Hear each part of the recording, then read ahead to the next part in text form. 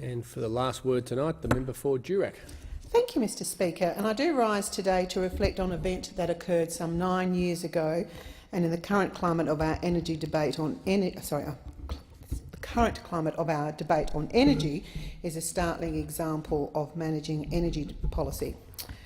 Speaker, on the 3rd of June 2008, a corroded gas pipeline ruptured on Varanus Island off the coast of Dampier Peninsula in my electorate of Durack. Thankfully, and you may be aware, Mr Speaker, that no one was injured in this explosion. However, that plant supplied a third of the state of Western Australia with its gas supply and was shut down completely for 2 months while an investigation took place. In the ensuing months, Western Australia went through an energy crisis, a real energy crisis, the likes of which you would struggle to believe. Western Australia was in such a dire strait we had Emergency Defence Department diesel reserves released to the state to power generators. Industries with higher power consumption, like mining and manufacturing, ground to a halt, and the state, or the people of the state of Western Australia, were pleaded to by our then Premier Alan Carpenter for households to pitch in and reduce energy consumption. And we did. During those 3 months of Varanus Island being offline, the state reduced its power consumption by some 3%. A large reduction that was enough to power the largest town in my electorate, which is Geraldton, every day in the crisis, and I see the Minister there, who has had the pleasure of visiting Geraldton. It was difficult, but we got through this crisis. We brought back online previously decommissioned generation at the coal-fired power station in Collie, which was the old AB turbines of the Mouchet power station, and they were switched back on. Mr Speaker, we source gas from other sources through our 15% domestic gas reservation policy, and with 2 months the crisis had been resolved, Mr Speaker.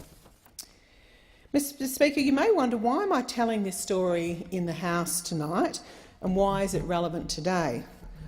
Well, Mr Speaker, it's because that gas crisis in 2008 was exactly that. It was a crisis, and it required emergency action, it required a change of policy from a state government, and it required help from the federal government. So, Mr Speaker, if we fast forward to 2017, and what I would say an energy crisis now is really Labor Party policy, and how disappointing is that for this country? That is now the norm for states like South Australia, and I reflect on a news article I saw today where over 100,000 food parcels are being supplied as a direct result of the careless, reckless power policy of the South Australian government. With a 50% renewables target, without a plan to keep the gas flowing, by placing a moratorium on gas exploration in the Labor states, and by asking the Australian taxpayer to pay for it, they are doing the exact opposite of what was needed to fix that Western Australian crisis in 2008. And I might remind the House, curiously, that Alan Carpenter, he was a Labor Premier who instituted these changes to save Western Australia from that crisis. But Labor have fallen victim to the left of its own party.